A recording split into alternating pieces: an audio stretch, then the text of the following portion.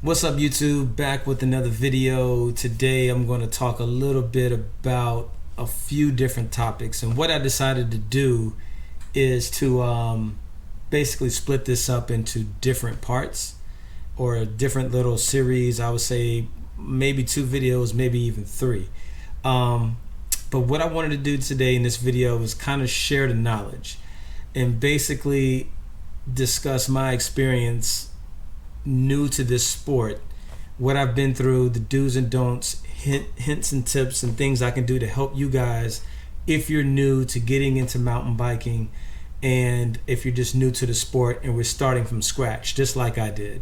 I think it's important when you have a platform to share information, to share knowledge, to help others, to teach others the do's and don'ts. I know just throughout life, a lot of my learning experiences have been through hearing and listening to what other people have been through, and then analyzing that information and then taking it back to my personal life experiences and then applying them, at that point. So hopefully this video will help a lot of you in that way. And if not, so be it. But if so, I'm just glad that I can help. And so what I wanted to do was basically talk about different subjects, different topics. And I really hope everyone watches this video, especially if you're new to the sport, because I think this can help save some time, and I also think that it can help save some money as well. And so I'm going to go ahead and get started. Before I get started, actually, I know I'm representing. I am a big Atlanta Falcons fan. It's almost embarrassing to say that in this day and time. We have the worst record in the NFL right now. I'm supporting breast cancer as well. But hey, I'm still going to rep them. If you don't rep your team even when they're down, then you're not a real fan at all. So we're still going to rep the Falcons, and hopefully they can get it together. But anyway, first topic at hand. So it is October 30th, 2019. Next month will make a year that I've been into this sport. And if you followed along from my first video, you can kind of see how I've progressed a little bit, and even things I said in some of those first videos, how it may be contradicting what I'm saying now. But of course, I was brand new to the sport.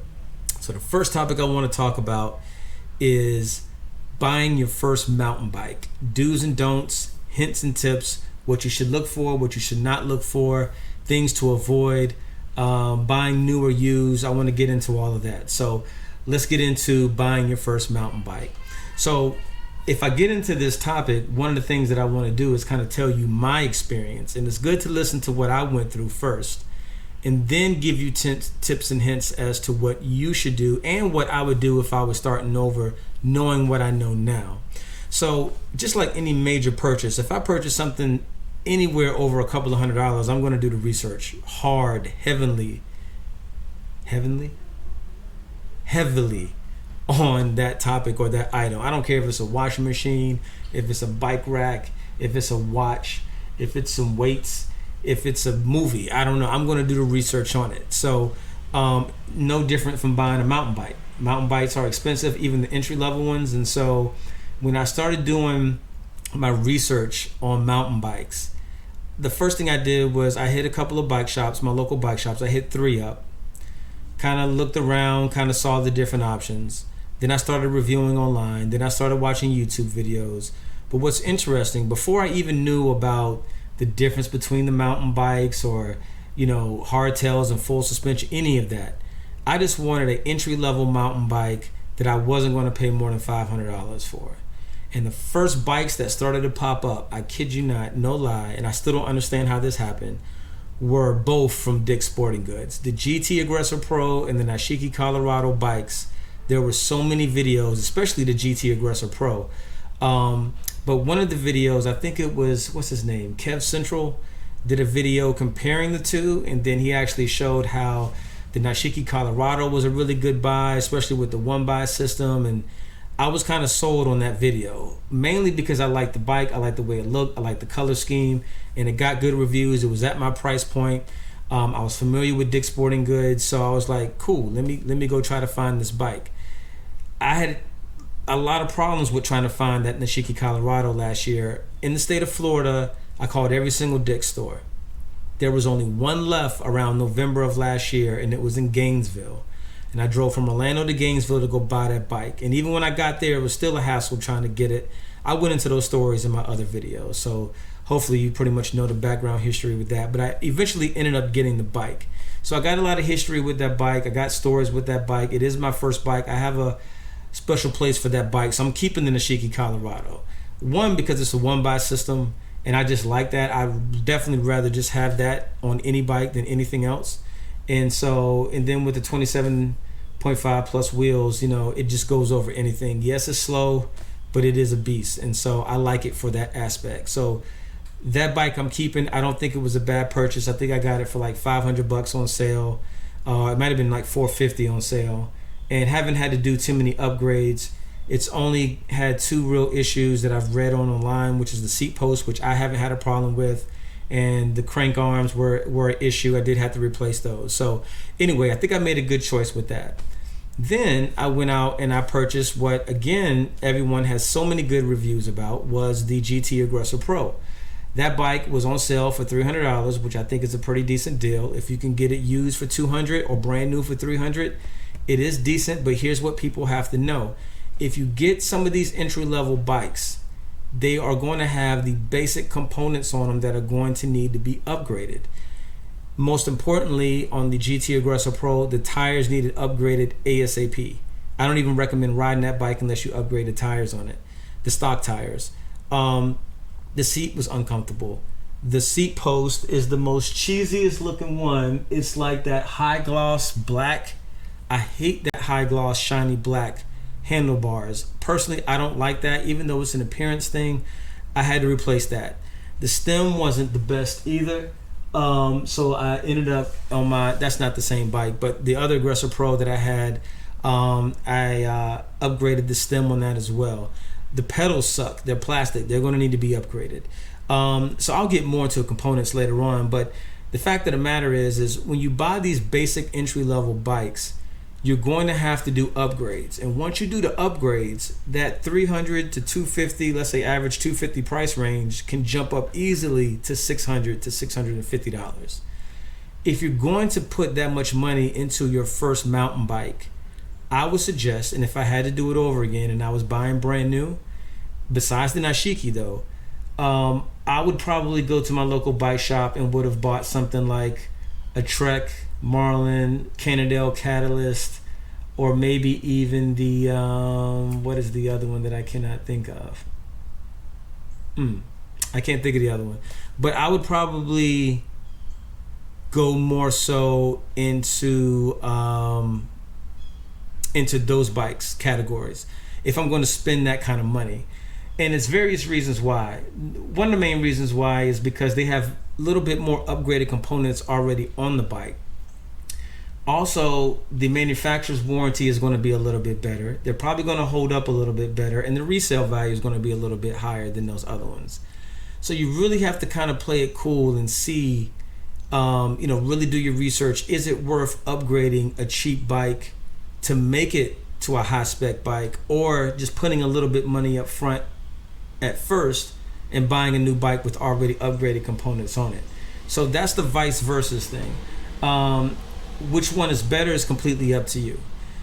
If I could do it over again, this is what I would recommend for anyone in the sport to do. And I actually did this, but I'll tell you the story. I would buy used, and this is why I would buy a used mountain bike. One, you can get some really good deals, but you have to look almost every other day or every day to find a good deal, because once you find a good deal on a mountain bike that's used, it will sell within 24 hours. At least here in Florida, that's how quick it happens. One of the best deals I got was a Cannondale Catalyst 3, which was 2 years old. It was a size extra large. It was awesome. The guy threw in a bike rack, a helmet, a lock, and the bike. He was moving, needed cash fast for $200. It was the bike looked brand new for $200. I jumped on it and I bought it. I rode it for a while, but eventually I realized the extra large frame was just too big for me. I'm 6 feet tall, and even though I could get away with it, it just started really feeling weird, and it was just I knew it was too big. I ended up selling that same bike for $300 without all the extra accessories. So I made $100 profit off of it, and I didn't throw in all the stuff that he threw in. because it was just that good of a bike. My point being is that you can find a good deal, and even at $300, that bike was still a good deal. I would search on apps like Let It Go, and OfferUp.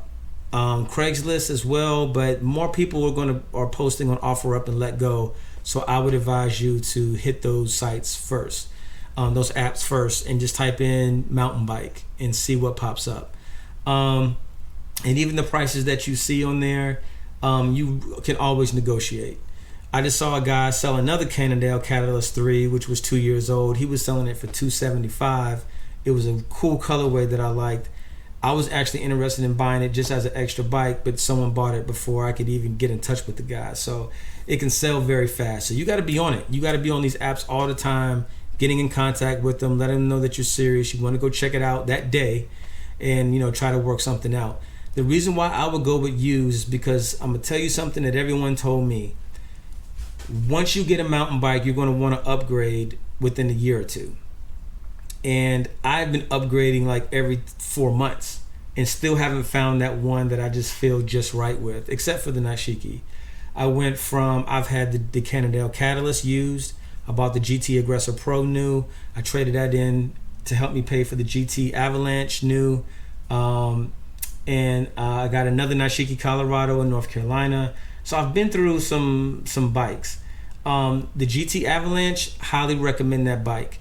To me, that is the number one bike that Dick's Sporting Goods sells. If you're interested in that bike and you can get it for $500 or less, I recommend that bike for the components that are on it. Hydraulic brakes, 29-inch wheels, 100 mm fork, the upgraded drivetrain.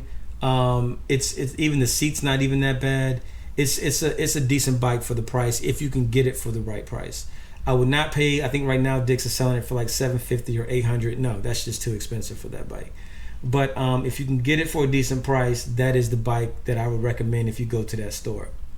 Now, with that being said, moving on from new or used, again, my recommendation would be to buy used at first, but do the research on these bikes and also research the price.